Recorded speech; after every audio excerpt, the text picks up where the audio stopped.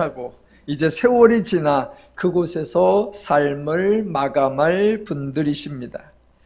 이 지역에 새로운 사람이 이사를 옵니다. 이때 원래부터 살고 있던 분들이 새로 온 사람들에게 이래저래 부당한 태도를 보이고 고약한 행동을 하기도 하지요. 이런 행동을 그 터에 살던 사람들이 위세를 부리는 것이라 하여 텃세라고 합니다. 똑같은 패턴으로 어떤 분이 인생을 사십니다. 어린 시절, 청년 시절, 중년을 거쳐 노년에 이르셨습니다. 수십 년 인생을 살다 보니 세상 돌아가는 것에 익숙해졌습니다. 그분에게 젊은이들은 마냥 어린애로 보이고 경험이 없고 세상 물정 모르는 철부지로 여겨집니다. 그래서 툭하면 아는 척을 하고 본인은 조언이라고 하는데 듣는 사람에게는 잔소리로 여겨지는 말을 자주 하지요. 매번 본인이 옳다고 우겨대고 젊은이들을 책망하곤 합니다. 이런 것을 삶을 여러 해 산 사람들이 위세를 부리는 거라 하여 연세라고 합니다. 물론 제가 새로 지은 신조어라는 거 아시죠? 그 지역에 사는 사람이 위세를 부리면 텃세, 오래 산 사람이 위세를 부리면 연세. 수십 년의 인생을 살면 당연히 저절로 자동적으로 경륜이 쌓입니다. 본 것이 많고 들은 것이 많고 경험한 것이 많고 아는 것이 많아지죠. 저도 이 교회에서는 젊은 층에 속합니다만 어느 모임에 가면 형님 소리 듣고요, 선배님 소리 듣고요, 심지어는 아버님 소리도 들어요. 제가 젊은이 입장에서 어르신들을 비난하는 그런 자세가 아니라 저도 중장년층에 포함된 사람으로서 스스로 돌아보는 자세로 지금 말을 하고 있습니다. 어르신들이 자주 사용하는 표현 중에 너는 70년 살아봤냐? 너는 90년 살아봤냐? 나는 30년 살아봤다. 나는 40년 살아봤다. 이런 말씀이 있습니다. 맞는 말이죠. 틀린 말이 하나도 없지요. 그런데 제가 듣기에는 아주 고약한 말이고 아주 치사한 말 같아요. 저는 아직 60도 안 됐습니다만 제가 만약 70이 되고 제가 만약 80이 되고 제가 만약 90이 돼도 그런 소리는 절대로 안 할 것 같습니다. 텃세를 부려서는 안 되고 연세를 부려서도 안 됩니다. 인간이 가장 미련하고 어리석게 사용하는 것이 바로 권세입니다. 사실 인간 상호 간에는 권세라는 것이 존재하면 안 됩니다. 앞서 언급한 것처럼 인생을 오래 살면 경륜이 생기죠. 인생뿐만 아니라 모든 분야에서 여러 해 일을 하다 보면 저절로 경륜이 생기죠. 당연히 젊은 사람보다 초보자보다 본 것, 들은 것, 해본 것, 아는 것이 많아지죠. 그러면 세상 말처럼 아는 것이 힘이다라고 해서 힘이 곧 권세가 되는 경우가 많습니다. 어떤 분야에서든 어떤 모양에서든 권세의 위치에 있게 되면 정말 지혜롭게 행동해야 합니다. 어른의 역할, 선배의 역할, 전문가의 역할, 아는 자의 역할, 권세자의 역할은 모르는 자를 이해해 주는 것입니다. 왜냐하면 그 사람은 모르는 사람이요 익숙하지 않은 사람이기 때문입니다. 아는 자와 모르는 자 중에 누가 일을 많이 해야 합니까? 당연히 아는 자가 일을 많이 해야 되고 그 아는 자의 역할, 상대방을 기다려주는 것, 배려해주는 것, 뒷감당을 해주는 거죠. 그런데 우리는 늘 그러죠. 그거 내가 다 해봐서 알아. 이런 말을 하면 안 됩니다. 그런 말을 할 것이 아니라 그것은 마음속에 생각만 하고 있고 혹시라도 나보다 못하는 자가, 나보다 부족한 자가, 나보다 어린 자가 아닌 것 같은데 그러는 행동을 해서 무슨 일이 터지면 조용히 뒷감당을 해주는 거, 그게 선배의 역할, 그게 어른의 역할, 그게 권세자의 역할이죠. 인생 살면서 제가 리얼하게 체감하는 거, 이거 진짜 옳은 말이다 라고 동의하는 거 두 가지가 있습니다. 하나는 그놈이 그놈이다 라고 하는 거, 이건 진짜 명언이죠. 그 다음에 또 하나가 뭐냐면 말린다고 말려지는 게 아니다. 말린다고 말려지는 것이 아니다. 하나 더 추가하자고 하면 인간은 역사를 통해서 절대로 배우지 않는다라는 거예요. 그런데 많은 분들이 이거를 모르는 것 같아요. 그래서 정말로 많은 사람들이 헛수고를 하십니다. 본인이 안다고 생각하시는 분들, 본인이 힘이 있다고 생각하시는 분들, 본인이 권세가 있다고 생각하시는 분들, 그런 분들이 사명감을 가지고 열정을 가지고 대단히 중요한 일을 한다고 여기면서 수고를 합니다. 이렇게 해야 한다라고 훈수를 두기도 하고, 그렇게 해서는 안 된다라고 조언을 하기도 합니다. 물론 듣는 사람에게는 그저 잔소리로 여겨질 뿐이죠. 그렇게 조언도 하고 그렇게 훈수도 하고 그렇게 책망도 하는데 듣는 사람이 도무지 들은 척을 안 하죠. 그러면 자기 화에 못 이겨서 사람이 듣지를 않는다고, 사람이 변하지 않는다고 또 비난을 하고 또 정죄를 하죠. 그 패턴이 계속 반복됩니다. 저는 우리가 살아가는 모든 면에서 하나님이 참 모범이시기에 하나님이 하신 행동을 따라하면 좋겠다라고 생각합니다. 사람들이 하나님에 대하여 권세자라고 높입니다. 예, 하나님은 당연히 권세자이시죠. 인간의 창조자로서 모든 인간 위에 군림할 수 있는 권세자가 맞습니다. 하나님은 권세가 있으신 정도가 아니라 전능하시기까지 합니다. 와, 금상첨화죠. 더 나아가 무소부재하시고 더 나아가 영원무궁하십니다. 단순히 권세자 정도가 아니라 절대 지존이십니다. 그런데 하나님은 권세를 주장하신 적도 없고 권세를 부리신 적도 없습니다. 혹시 여러분은 하나님에게서 어떤 권세를 느끼십니까? 그래서 하나님에게서 어떤 위압감을 느끼십니까? 그래서 하나님이라는 이름만 들어도 오금이 저리십니까? 제가 하나님에 대하여 소개할 때 자주 강조하는 거, 한편으로는 거룩하신 하나님이다 이거, 또 한편으로는 기독교의 하나님은 일하시는 분이다 입니다. 여러분, 기독교의 하나님은 정말로 일하시는 분입니다. 그렇다면 하나님은 왜 일을 하실까요? 그 이유는 하나님이 가장 잘 아시기 때문이요, 하나님이 가장 잘 하시기 때문입니다. 아니, 전지전능하시다는 분이 팔짱 끼고만 계시면 됩니까? 무소부재하시다는 분이 한 곳에 머물러 계시면 되냐고요. 전지전능하시고 무소부재하시니까 어느 곳에라도 가셔서 어느 일이라도 하셔야지요. 그래서 하시는 거예요. 그래서 우리 하나님은 일하시는 분, 그 일도 열심을 다해 수고하시는 분입니다. 그런데 그런 우리 하나님이 하지 않으시는 게 한 가지 있습니다. 그게 뭐냐? 인간에게 잔소리를 하지 않으십니다.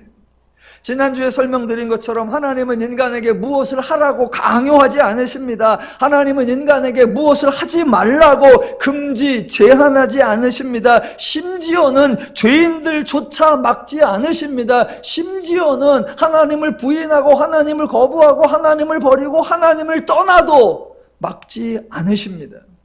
정말 우리 하나님은 꼰대가 아니십니다. 나이로 치면 인류에서 가장 오래 존재하신 분이고, 경험으로 치면 동서고금에 비교할 대상이 없는 분이시고, 힘과 권세로 치면 출중함을 넘어 유일무이하신 분이십니다. 잔소리로 치면 가장 잘 하실 수 있는 분, 가장 많이 하실 수 있는 분, 가장 정확하게 하실 수 있는 분인데 하지 않으십니다. 왜요? 죄인에 대해, 인간에 대해 가장 잘 아시기 때문이에요. 혹시 인간 중에 내가 좀 아는 자다라고 생각하시면 하나님이 하신 것처럼 해야 합니다. 내가 경험이 좀 있다라고 생각하시면 하나님이 하신 것처럼 해야 합니다. 내가 권세가 있다라고 생각하시는 분은 하나님이 하신 것처럼 해야 합니다. 내가 능력이 있다라고 생각하시는 분도 하나님이 하신 것처럼 해야 합니다. 하나님이 모범을 보이셨어요. 죄인에 대하여 정확히 아시니까 죄인을 이해하셨고 죄인을 배려하셨고 죄인을 용납하셨습니다. 죄인을 다그치지 않으셨고 죄인을 추궁하지 않으셨고 죄인을 문책하지 않으셨고 죄인을 징계하지도 않으셨습니다. 도리어 죄인을 위해 수고하셨고 죄인을 위해 일하셨고 죄인의 문제를 친히 해결해 주셨습니다. 이분이 우리 하나님이요 이분이 우리 기독교의 하나님이십니다.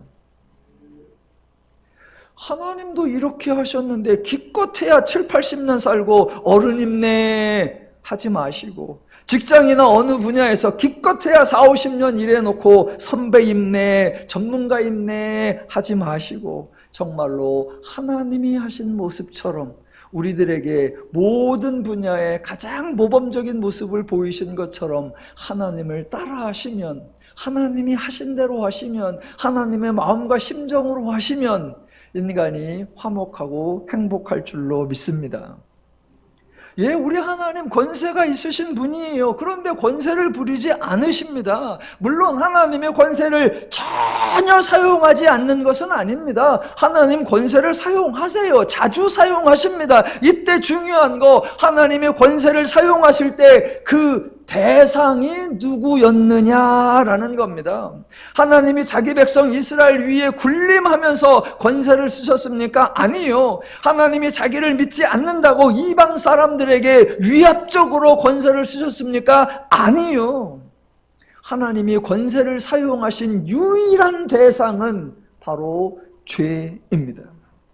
기독교의 권세는 사람을 통제하는 힘이 아니고 기독교의 권세는 사람을 정죄하고 심판하는 권력이 아니고 기독교의 권세는 오직 죄를 물리치고 죄를 이겨내는 권세입니다.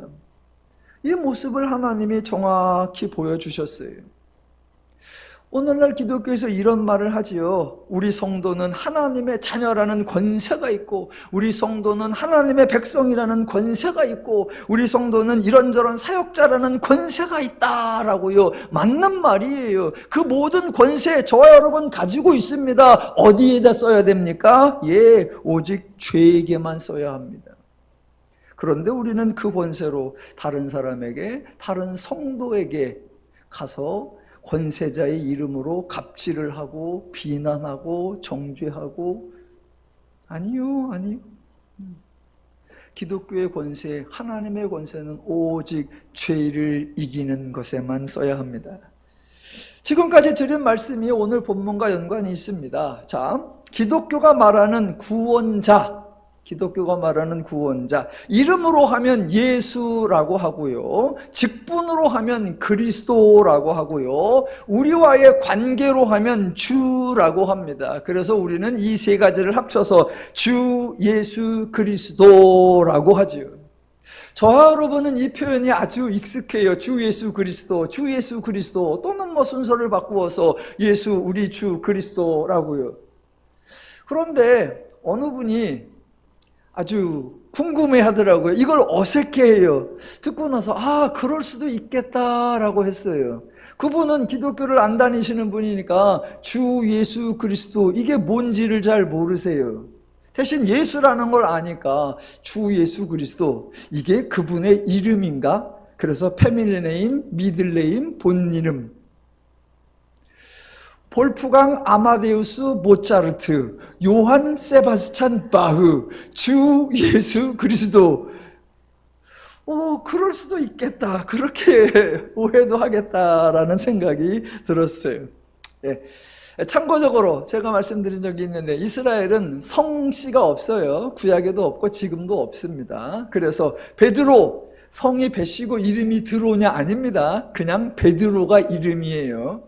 성이 베시고 이름이 드로는 신학교에 가보면 있습니다. 베드로군이 있어요.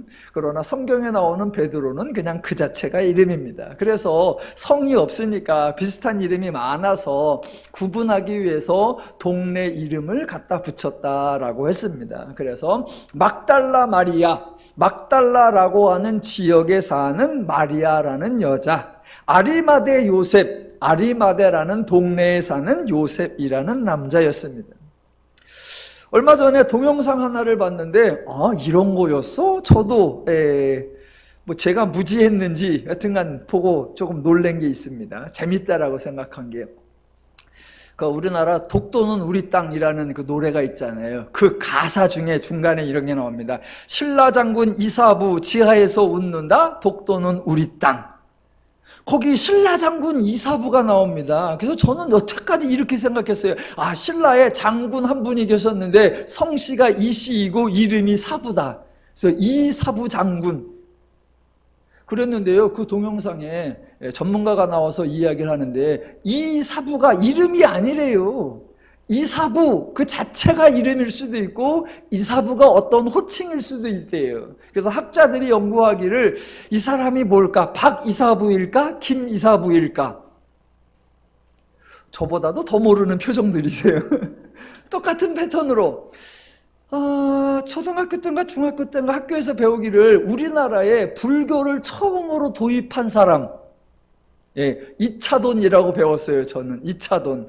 그러니까 그 당시 선생님이 말씀을 하셨는지 안 하셨는지, 하셨는데 제가 잊어먹었는지 아니면 한 번도 못 들었는지, 저는 엊그제까지만도 뭐라고 생각했냐면 성이 이씨고 이름이 차돈씨, 그래서 이 차돈님께서 불교를 도입했다라고 알고 있었어요. 그랬더니 거기에 전문가가 또 하시는 말씀, 이사부가 이름이 아닌 것처럼 이차돈도 이와 차돈을 분리하는 게 아니다. 그냥 이차돈이 이름일 수도 있고 이차돈이 신분이나 호칭일 수도 있다라고 해요. 그래서 제가 이거 봐라, 되게 재밌다, 되게 재밌다 그랬습니다. 왜 요새는 쓸데없는 거 아는 재미가 쏠쏠합니다. 자, 복음서에서 요셉과 마리아에게 천사가 나타납니다. 그러더니 아들을 낳으리니 이름을 예수라 하라 라고 해요. 그래서 우리가 예수, 이름이 예수구나 라고 알죠. 그 예수님께서 이런저런 사역을 하고 다니니까 사람들이 예수에게 나와서 묻지요. 내가 그리스도냐라고요. 나중에 잡혀갔을 때 빌라도도 내가 그리스도라 하는 예수냐? 라고 질문을 해요. 예수가 행하시는 사역, 예수가 행하시는 역할, 그런 것을 보고 그리스도라는 호칭이 붙은 거죠. 그리고 사도행전으로 가면 예수를 주라고 자주 소개를 합니다. 예수가 우리를 구원하실 뿐만 아니라 교회라는 연합체로 하나가 되어서 우리를 책임진다는 의미로 주라고 고백을 하는 거죠. 그러다가 히브리서로 오면 1장에서는 아들이라고 강조를 합니다. 아들. 본문에 이렇게 나옵니다. 더욱 뛰어나신 이름을 기업으로 받았다. 더욱 뛰어나신 이름, 그러면 이름이 소개되어야 되는데 더욱 뛰어나신 이름을 기업으로 받았나니 이 아들에 관하여는 아들이라고 소개합니다. 그래서 우리가 살펴본 대로 1장에는 거의 매 절마다 아들, 아들, 아들, 천사보다 뛰어난 아들이라고 등장을 합니다. 와, 이 정도면 히브리서 전체에 아들이란 표현이 가득 찰 것으로 예상이 됩니다. 그런데요, 정작 히브리서를 읽어보면 1장을 제외하고는 아들이라는 표현이 거의 나오지 않습니다. 대신 다른 표현이 거의 매장마다 반복적으로 등장하는 게 있습니다. 그게 뭐냐? 바로 대제사장이라는 표현입니다. 이게 아주 독특한 거예요. 신학에서 예수를 대제사장이라고 소개하는 곳은 오직 히브리서 뿐입니다. 복음서에 보면 또는 사도행전에 보면 대제사장이라는 단어는 나와요. 그런데 유대의 대제사장과 유대의 율법사들과 유대의 관원들과 이런 식으로 나와서 그 유대교의 직분자 대제사장, 그래서 예수께서 사로잡히심에 대제사장의 뜰로 가서 대제사장이 신문하여 대제사장이 빌라도에게 넘기고, 그러니까 유대교의 대제사장을 소개할 뿐 복음서에서는 예수님을 대제사장이라고 한 번도 표현하지 않습니다. 사도행전에서 유대교의 대제사장이 어쩌고 저쩌고는 나오지만 예수를 대제사장이라고 한 번도 소개하지 않아요. 신약의 서신서가 약 20개 정도가 되는데 그 중에 예수를 대제사장이라고 소개하는 건 딱 하나, 히브리서 뿐이에요. 여러분이 눈치채셨는지 모르지만 벌써 몇 번 읽었어요. 제일 먼저 나오는 것이 2장 17절, 제가 읽어드릴게요. 그러므로 그가 범사의 형제들과 같이 되심이 마땅하도다. 이는 하나님의 일에 자비하고 신실한 대제사장이 되어 백성의 죄를 속량하려 하심이라. 3장 1절, 그러므로 함께 하늘의 부르심을 받은 거룩한 형제들아, 우리가 믿는 도리의 사도이시며 대제사장이신 예수를 깊이 생각하라. 4장 14절, 그러므로 우리에게 큰 대제사장이 계시니 승천하시니 곧 하나님의 아들 예수시라. 우리가 믿는 도리를 굳게 잡을지어다. 그래놓고 이제 5장, 6장, 7장, 8장, 9장에 계속해서 예수를 대제사장이라고 소개합니다. 여러분, 왜 대제사장이라고 소개할까요? 저도 성경을 읽고 성경을 연구하고 성경을 강론하는 사람이라 항상 신중하고 조심하려고 하지요. 혹시나 하나님의 의도를 착각해서 하나님이 말씀하려는 것과 다르게 하지는 않을까 조심합니다. 하나님의 말씀은 애초에 오해받게 되어 있습니다. 하나님의 말씀을 오해하는 것은 사실은 지극히 당연한 거예요. 왜냐하면 하나님은 하나님의 입장에서, 즉 하나님의 기준, 하나님의 마음, 하나님의 가치, 하나님의 개념, 하나님의 원리, 하나님의 방식, 하나님의 표현으로 소개를 하고, 그걸 읽는 죄인들은 죄인들의 기준, 죄인들의 가치, 죄인들의 개념, 죄인들의 원리, 죄인들의 방식으로 접하니까 하나님이 아무리 친절하게 써놔도 죄인들과 하나님의 사고방식이 다르고 인식 구조가 다르기 때문에 오해는 저절로 발생하는 거예요. 그래서 세상에서 교양 있다고 하는 사람이 성경을 읽었는데 읽어보니까 정말 은혜롭더라, 그런 반응은 본 적이 없습니다. 그러니까 죄인들이 성경을 오해하는 건 당연하고, 그래서 기독교의 성도들이 하나님의 뜻을 바르게 이해해서 죄인들의 오해나 왜곡을 풀어주어야 합니다. 그런데 현실은 그렇지가 않아요. 기독교의 성도들이, 특히나 신실하다고 하는 분들이 죄인들의 오해나 왜곡을 풀어주기는커녕 더 큰 오해, 더 심각한 왜곡을 만들어내는 경우가 허다합니다. 이런 일이 발생하는 이유는 이분들이 너무 신실한 분들이라 하나님의 말씀에 대해 생각을 하지 않기 때문이에요. 죄인들은 죄인답게 늘 의심합니다. 많이 생각하고 깊이 생각하고 다시 생각하죠. 물론 그래도 오해를 합니다. 왜요? 애초에 하나님의 기준과 죄인의 기준이 다르기 때문에. 그래도 여하튼 죄인들은 생각하고 의심하고 고민하고 비판도 합니다. 하지만 신실한 성도님들은 생각하지 않고 의심하지 않고 고민하지 않고 비판하지 않습니다. 왜요? 그냥 믿기로 작정을 했거든요. 그분들이 자주 하는 말, 그거 성경에 나와요. 그분들이 더 세게 하는 말, 하나님이 그렇게 말씀하셨어요. 신앙적 대화나 신학적 토론을 하려고 할 때 그거 성경에 나와요. 하나님이 그렇게 말씀하셨어요. 이 말이 나오면 이미 끝난 거예요. 아니, 끝난 게 아니라 시작도 안 되는 거예요. 시작도 안 돼요. 그런데 정말 어이가 없는 것은 이 신실한 분들이 성경 전체를 신실하게 믿는 것이 아니라 성경 중에서 말씀을 골라낸다는 겁니다. 자기들이 믿고 싶은 것은 앞뒤를 전혀 따지지 않고 무조건 믿기로 작정을 하고, 자기들이 믿고 싶지 않은 것은 성경에 나오든지 말든지 하나님이 말씀을 하셨든지 안 하셨든지 전혀 관심을 주지 않는다는 거예요. 동성애 문제로 신학적 토론을 하려고 하는데 저는 그거였어요. 신중하게 하자, 신중하게 하자. 이거 너무나 비중이 큰 거니까 조심스럽게 하자. 그리고 깊이 생각하자. 늘 나오는 반론이 이거는 신중할 것도 없다, 이거는 토론할 것도 없다, 그냥 끝! 성경에 나오잖아, 하나님 말씀하셨잖아. 거기다 대고 제가 뭐라고 하죠? 그래서 제가 그랬습니다. 좋아요, 성경에 나와요. 대신 돌로 치라도 나오잖아, 왜 안 쳐? 그랬더니 아이 그건 아니고, 아니 뭐를 네가 선택해서 네가 된다고 하고 뭐는 네가 선택해서 네가 안 된다고 해. 그랬더니 그렇게 말하는 너는 이상하대. 대화가 끝나는 게 아니라 대화가 시작이 안 돼요. 시작이 안 돼요.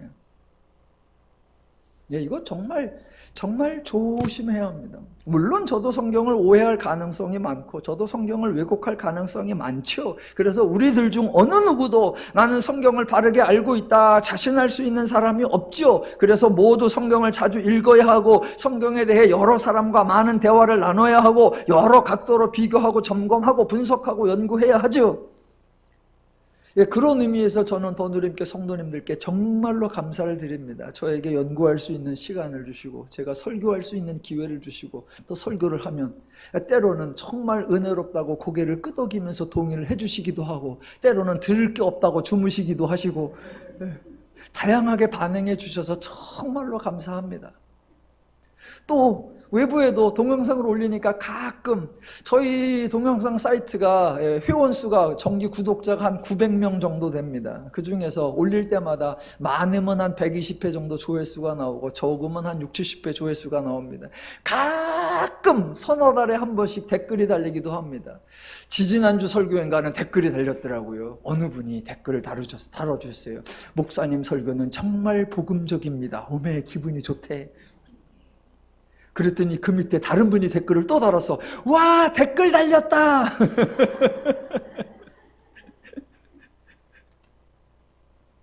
예, 오늘 저와 여러분이 함께 확인을 하려는 것이 대제사장에 관한 겁니다. 물론 저와 여러분이 이미 대제사장에 대해서 알고 계십니다.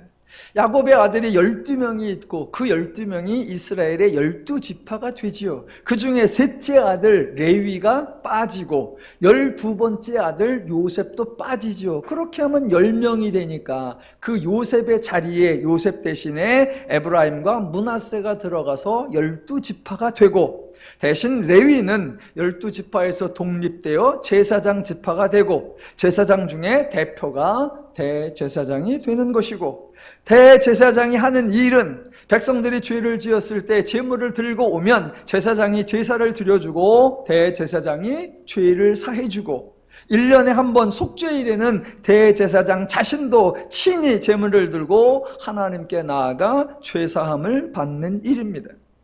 그래서 사람들이 종종 이렇게 말하죠. 하나님과 인간의 사이에 대제사장이 서서 인간 편의 대표가 되어서 하나님께 나아가 아뢰고 하나님의 은혜를 구한다라고요. 예, 맞는 말입니다.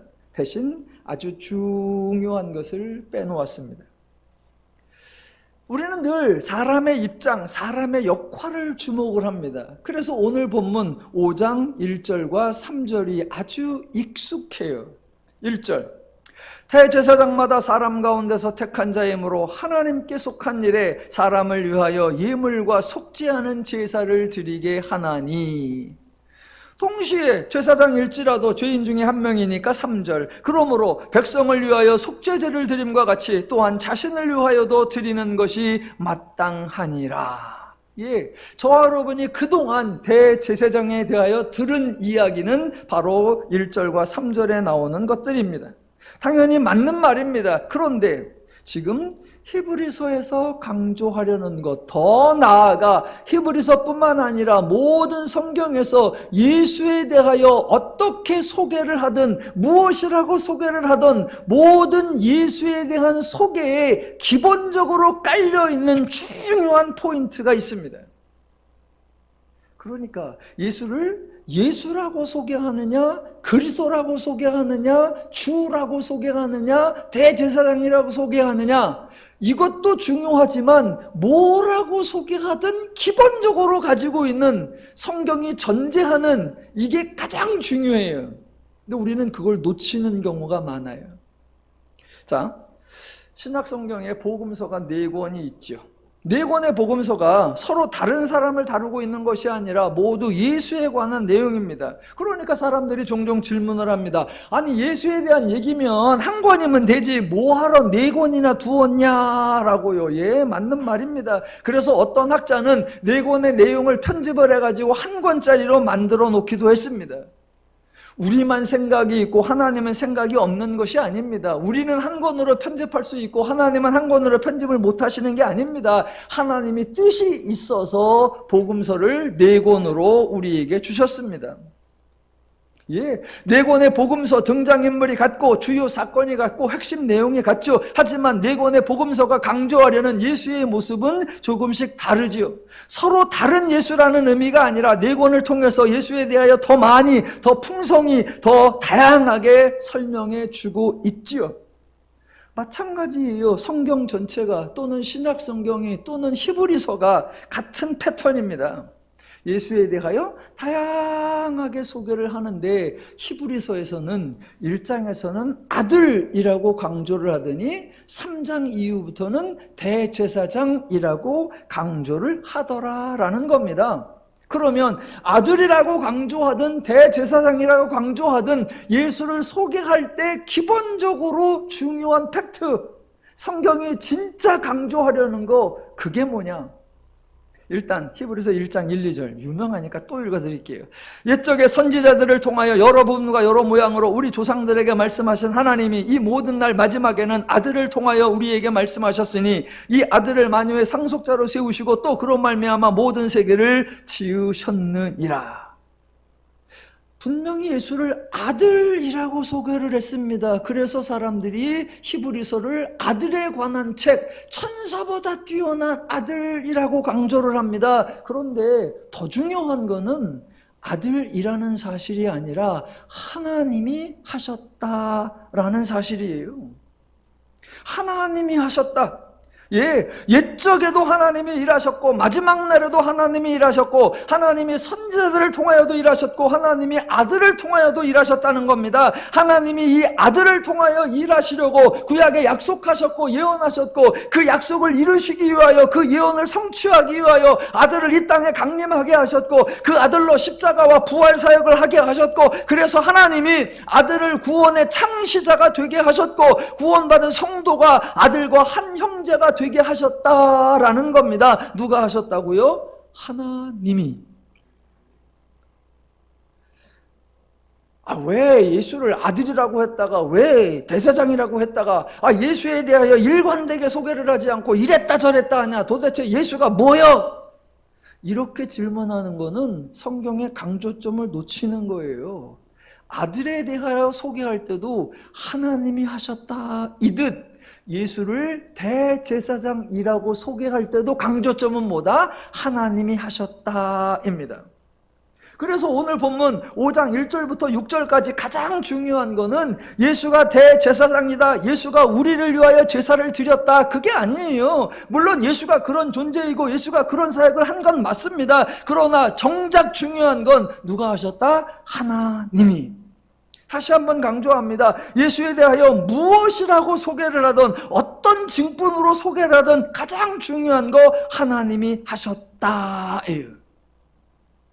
그럼 여러분이 궁금하실 겁니다. 아니, 기독교는 왜 그렇게 하나님이 하셨다고 강조를 할까? 이제 히브리서의 결론이 이 질문이에요. 제가 이제 6장쯤 넘어가면 여러분에게 이 결론을 말씀드릴게요. 성경이 또는 히브리서가 왜 그렇게 하나님이 하셨다고 강조를 할까? 많은 분들이 히브리서를 뭐라고 생각하냐면 그 당시에 외부적 핍박이 있으니까 기독교인들이 배교할 위험이 있다. 그래서 배교하지 말라고 경고하는 얘기다라고 생각을 합니다. 아니요, 큰 착각입니다. 착각이에요. 정반대로 기독교는 지금 히브리서 전체에 하나님이 하셨다는 걸 아주 강력하게 아주 반복적으로 해요. 왜 그럴까? 그건 이제 한 6장쯤 넘어가면 설명을 드리고요. 예, 오늘 본문에서 대제사장이라고 소개한다. 그런데 강조가 뭐라고? 하나님이. 그래서 1절부터 6절까지의 중요한 게 뭐냐? 1절에 나오는 대제사장마다 사람 가운데 택한 자이고 4절 끝에 나오는 하나님의 부르심을 받은 자입니다. 예, 하나님이 선택하셨다, 하나님이 부르셨다라고 할 때 중요한 것은 선택받은 사람이나 부름받은 사람이 아니라 선택하시는 하나님, 부르신 하나님이에요. 하나님이 누구를 선택하십니까? 아무나. 하나님이 어떤 사람을 선택했습니다. 왜 그 사람을 선택하셨습니까? 그냥. 예, 하나님의 선택, 하나님의 부르심에 대하여 인간의 자격, 인간의 수준, 인간의 조건을 언급할 이유가 없습니다. 그래서 얼마 전에 제가 말씀드렸잖아요. 야곱의 12아들 중에 왜 셋째 아들 레위가 제사장 지파가 되죠? 그 이유가 뭐예요? 레위는 영성이 뛰어났나요? 레위는 종교성이 강했나요? 레위는 제사에 관심이 많았나요? 왜 레위가 제사장 지파가 되죠? 이유 없습니다. 하나님이 그렇게 하시기로 한 거예요. 제가 검사를 해봤잖아요. 그래서 인터넷에다가 올렸어요. 레위가 제사장 지파가 된 이유. 저는 정답이 한 줄 나올 줄 알았어. 그냥 이렇게. 그랬더니 어머, 별별 근거가 다 나와. 별별 근거가 다 나와. 야곱의 딸 디나가 강간을 당했을 때 레위가 쫓아가서 그들을 죽였다. 그래서 레위는 동정심이 많은 자였고, 레위는 공감할 줄 아는 자였고, 레위는 생명을 존중할 줄 아는 자였다. 생명 존중할 줄 아는 놈이 가서 다 죽여? 그런 이유들 때문에 하나님이 레위를 제사장 지파로 세웠다. 기가 차가지고. 그래서 그거 갖고는 제가 대답이 안 되나. 제가 요새 발달한 챗 GPT AI에 물어봤잖아요. 챗 GPT에다가 왜 레위가 제사장 지파가 되었나? 그랬더니 또 비슷한 얘기가 나와요. 그래서 제가 끝에 한 말을 썼죠. 챗 이렇게.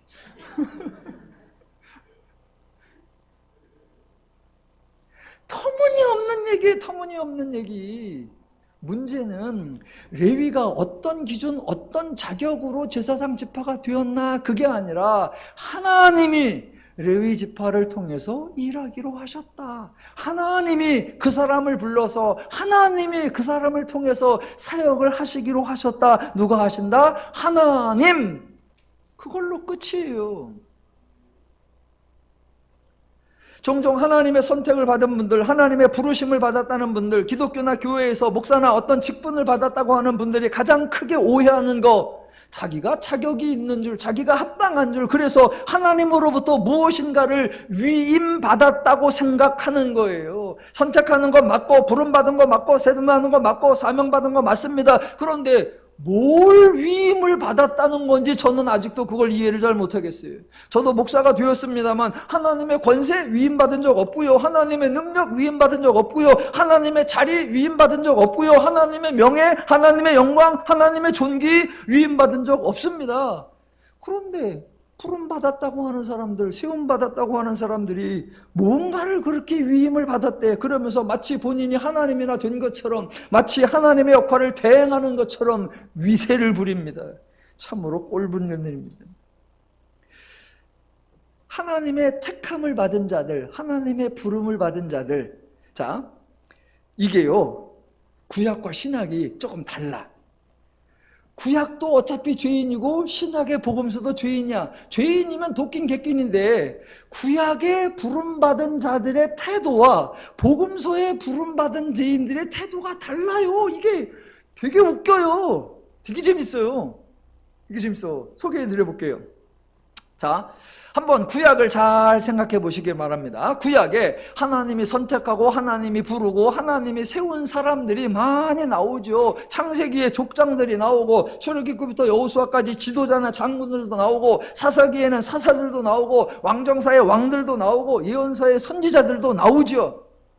그런데 구약에 나오는 그렇게 하나님께 부름받은 사람들 중에 자기가 선택받았다고, 자기가 부름받았다고, 자기가 세움받았다고 의시되는 사람 보셨습니까?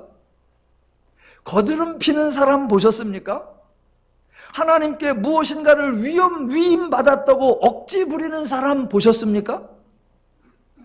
잘 생각해 보시기 바랍니다.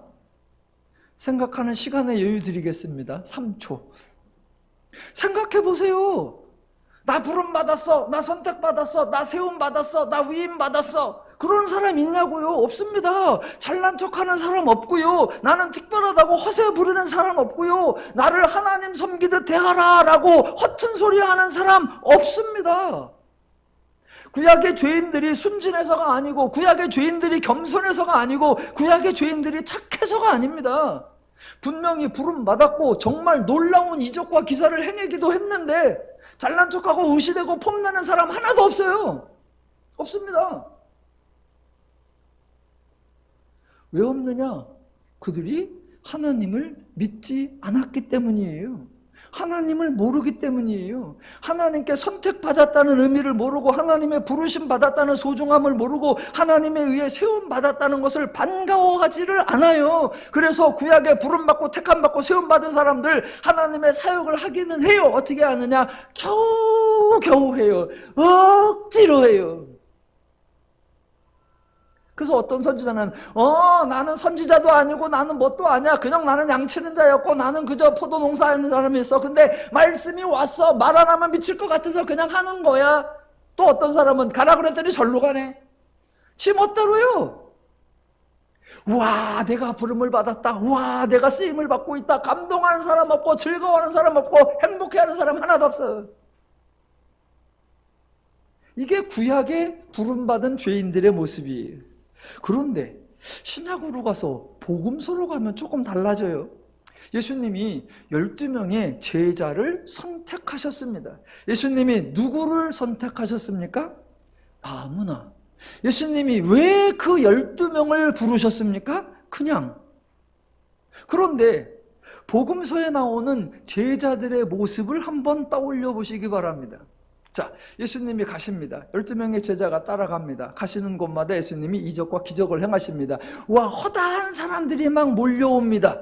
그랬더니 제자들이 하는 짓이 예수님에게 오는 사람들을 골라내요. 속아내. 그래서 너희들은 오지 마라, 너희들은 가라 라고 속아냅니다. 또 얼마 지나지 않아서는 자기들끼리 누가 더 크냐 논쟁을 하기도 합니다. 또 한다는 말이 예수님에게 와, 하늘에서 불을 내려 저 사람들을 태워 죽여버릴까요? 이런 얘기도 합니다. 심지어는 예수님이 십자가 사역을 하겠다고 하니까 하지 말라고 예수님을 호통치고 예수님을 막아서기까지 합니다. 아니, 구약에 부름받은 죄인들과 복음서에 부름받은 죄인들이 태도와 자세와 반응이 달라도 너무 다릅니다. 어차피 똑같은 죄인인데 태도가 왜 달라졌을까요? 제가 지난주에는 히브리서에서 강조하려는 건 그 아들 예수 그리스도의 사역이다. 그래서 아들의 사역 이전과 아들의 사역 이후를 대조하려고 하는 거다. 그런데 지금은 아직 아들 얘기가 지금 구약의 죄인들과 신약에 부름받은 요 사람들 얘기는 아들이 아직 십자가 사역을 하기 전이니까, 그러면 구약에 선택받고 부름받은 죄인들과 복음서에 선택받고 부름받은 죄인들이 구약은 왜 기뻐하지도 않고 위세도 안 부리는데 신약은 왜 위세를 부리고 떵떵거리고 지들이 뭔가 할 수 있을 것처럼 저럴까? 그러면 구약과 신약 사이에 뭐가 있었을까? 왜 달라졌을까? 구약과 신약의 중간에 무슨 일이 있었느냐? 유대교가 생겨났습니다. 단순히 유대교가 생겼다는 것이 아니라 유대교가 가지고 있는 종교적 사고 방식을 이해하셔야 합니다. 구약에서는 하나님을 믿지 않던 유대교, 이스라엘이 유대교라는 종교를 만들면서 타종교와 유사한 종교 개념, 타종교와 유사한 수단과 방법을 도입해 버렸습니다. 그래서 유대교가 뭐라고 하느냐? 율법을 준행하는 자는 거룩한 사람이고 의로운 사람이다 라고 자기 공로를 도입했습니다. 그러니까 이어지는 생각들이 뭐예요? 하나님은 아무나 쓰시지 않는다. 하나님은 준비된 사람, 탁월한 사람, 합당한 사람, 거룩한 사람, 의로운 사람을 부르고 세우신다 라고 생각하게 되었던 거예요. 물론 12명의 제자들 자기들이 준비되었거나 탁월하거나 합당하다고 생각하지 않았었죠. 하지만 일단 선택이 되고 난 후에 생각이 바뀌어 버렸죠. 우와, 내가 택함을 받은 거 보니까 나는 다르구나. 내가 제자가 된 것을 보니까 나는 자격이 있었구나. 또 예수님이 권세를 주셔서 병을 고치고 귀신을 쫓아내는 사역을 하고 나니까 나는 이런 능력이 있었구나. 이런 생각을 하게 된 거예요. 그래서 그때부터는 마치 자기들이 자격이 있고 준비되고 권세가 있고 능력이 있는 것처럼, 자기들이 판단하고 자기들이 정죄하고 자기들이 할 수 있는 것처럼 예수님의 의도, 하나님의 의도와 완전히 달라졌죠. 그러니까 하나님이 계시하신 여호와 신앙에서 유대교가 등장했다라고 하는 건 드디어 유대교라는 종교적 명칭이 새로 생겼다라는 정도가 아니라, 구약에서 하나님이 계시하신 신의 존재와 역할, 종교의 수단과 방법, 직분의 등장과 역할, 그 모든 면에서 원래 하나님이 의도하신 것과 유대교가 가진 생각은 완전히 달라졌다라는 겁니다. 그래서 여호와 신앙의 핵심은 하나님이 하신다 였는데, 유대교를 포함한 모든 타종교의 핵심은 인간이 행한다입니다. 여호와 신앙의 원리는 하나님의 은혜라고 하는데, 유대교를 포함한 모든 타종교의 핵심은 인간의 수고입니다. 그래서 유대교에서 태어나고 성장하고 생활했던 12제자도 예수님의 선택으로 제자가 되었고, 예수님과 동행하면서 예수님의 설교를 듣고 예수님의 사역을 보고 경험했지만 유대교적 사고방식에 사로잡혀 있었던 거지. 안타까운 것은 그러한 유대교적 행태가 오늘날 기독교에도, 기독교적 사고방식에도 유대교적 사고방식이 만연해져서 유대교인들이 하던 행태를 기독교에서도 반복하고 있다라는 겁니다. 기독교에서 신앙생활 조금 했다는 분들이 반드시 피해야 할 내용, 신실하다고 하는 분들이 반드시 버려야 할 내용, 직분을 맡았다고 하는 분들이 반드시 없애야 할 내용입니다. 기독교는 누가 하는 겁니까? 하나님이. 성경에 나오는 인물들이나 오늘날 우리 주변의 사역자들을 대할 때 가장 이 기본적인 거, 가장 이 본질적인 걸 놓쳐요. 그러면서 그들은 부름받은 특별한 사람이다, 그들은 준비된 자들이었다, 그들은 능력을 받았다, 그들은 권세를 위임받은 자들이다 등등 너무나 터무니없는 말들을 주고받습니다. 본인이 특별하다, 능력이 있다, 권세가 있다, 위엄을 받았다라고 생각하면 그 다음엔 어떤 행동을 할까요? 그것을 과시하는 거죠. 그래서 상대방을 무시하고 멸시하고 자신은 합당한 것을 여기고 다른 사람을 비난하고 정죄하기를 서슴지 않죠. 역할을 하려고는 하지 않고 위세만 버리려고 하지요. 이게 큰 종교적 병폐입니다. 기독교는 누가 하는 거다? 하나님이. 여러분, 종교적인 면에서 기독교는 가해자가 되면 안 돼요. 신앙적인 면에서 성도는 가해자가 되면 안 돼요. 인간을 죄인이라고 선포하신 분이 누구이십니까? 하나님. 그렇다고 하나님이 우리에게 가해자가 되신 게 아니잖아요. 우리를 죄인이다라고 해놓고 몰아세우고 하나님이 책망하고 하나님이 형벌하고 하나님 우리를 꼼짝 못하게 하신 게 아니잖아요. 죄인이라고 하셨죠. 대신 죄인이기에 내가 너희를 알고 내가 너희를 위해 수고하고 내가 너희를 위해 내 아들을 아끼지 않으며 그리하여 너희를 내 자녀로 삼고 내 백성으로 삼고 내 아들 예수와 한 형제라 부르시기를 부끄러워하지 않게 만들어 주겠다. 그게 하나님의 입장이셨잖아요. 그런데 왜 그 하나님을 믿는 기독교가 종교적인 면에서 가해자가 되고 신앙적인 면에서 가해자가 되어야 합니까? 우리 중에 어느 누구도 그럴 수 있는 자격과 권리가 없습니다. 여러분 모두는 항상 고백해야 합니다. 하나님이 행하시는 거고 나는 하나님의 은혜를 받은 자다. 저 사람이 내 기준과 다른 것 같고 저 사람이 내가 보기에 부족해 보여도 우리는 똑같은 고백을 하는 거죠. 내가 하나님의 은혜를 받은 것처럼 저도 하나님의 은혜를 받은 자이다. 이것이 인정이 돼야 서로 사랑하고 존중하고 화목하고 평안할 수가 있는 거죠. 예. 그래서 우리 하나님 죄인을 사랑하고 죄인을 위해 수고하고 죄인을 구원하시죠. 그래서 성도 삼으시고 성도에게 부탁하는 거 한 가지죠. 그 한 가지가 다양하게 표현되는 거죠. 예를 들면 서로 사랑하라. 다르게 표현하면 항상 기뻐하라. 내가 하나가 되게 한 것을 지키라. 하나님과 더불어 화목을 누리라. 부디 하나님의 마음과 기준과 원리와 가치와 방법과 능력으로 행하셔서 서로를 존중히 여기면서 늘 행복한 삶을 누려가시기를 주님의 이름으로 축원합니다. 기도하겠습니다.